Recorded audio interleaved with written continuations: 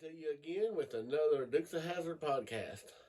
Marie is off this week and actually will only be doing the show from time to time. The schedule just didn't work out for her.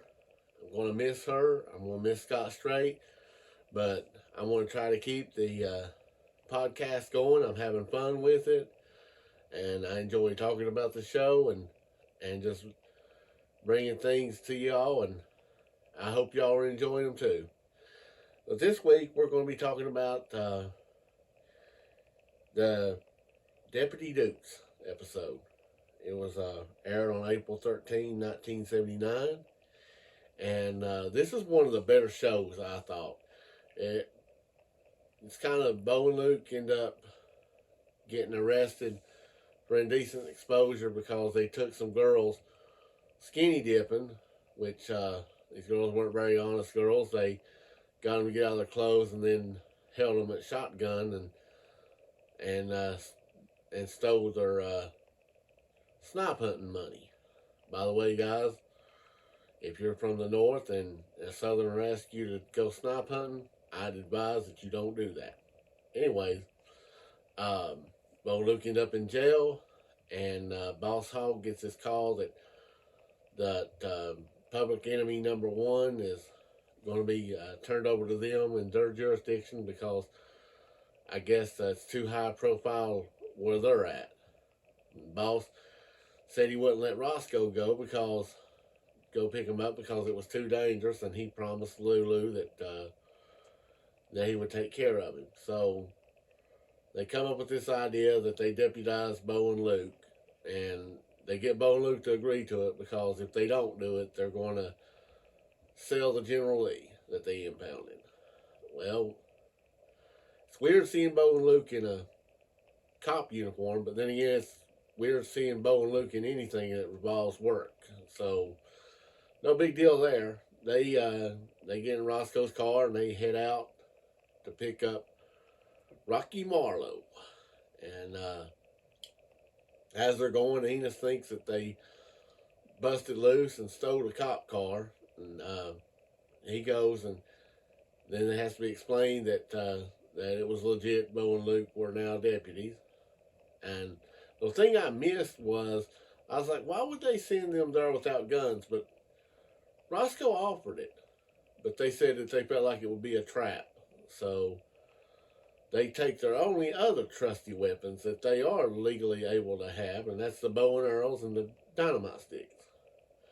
So they go and they pick up Rocky Marlowe, and he being transported back, but they bring a female deputy from that county along with them for protection.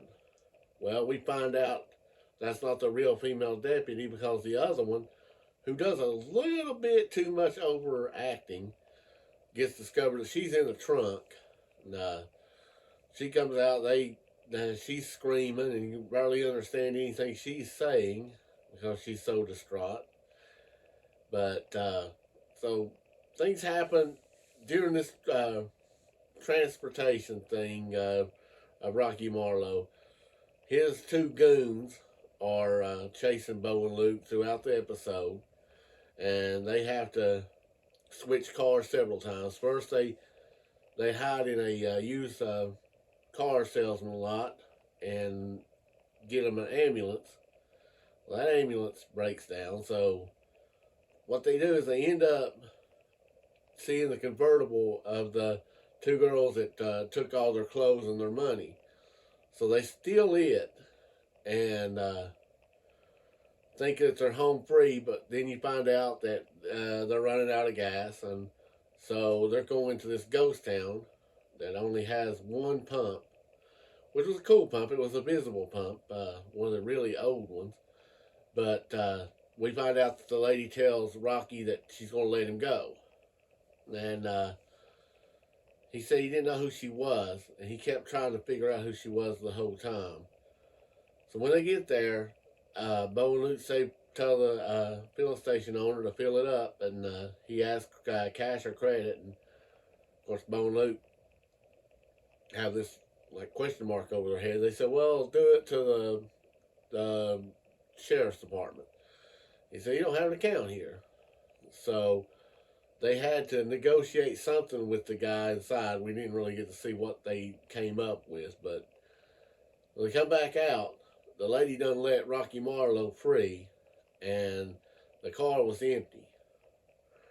Well, when they come up on her, she's got a gun on Rocky, and we find out that she is seeking revenge because Rocky set up her dad or something other, and ended up having to be 5 years in jail.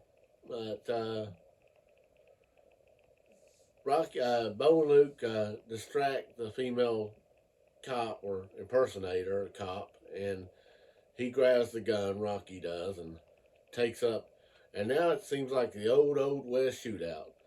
Bo and Luke are chasing him with their bow and arrows as Rocky's shooting at them. And then that buys enough time for his goons to show up. And all of a sudden there's a battle there. Bo and Luke use the dynamite to scare him off a little bit. And then something happens that Roscoe and Enos and Jesse and Daisy and Cooter are all held up.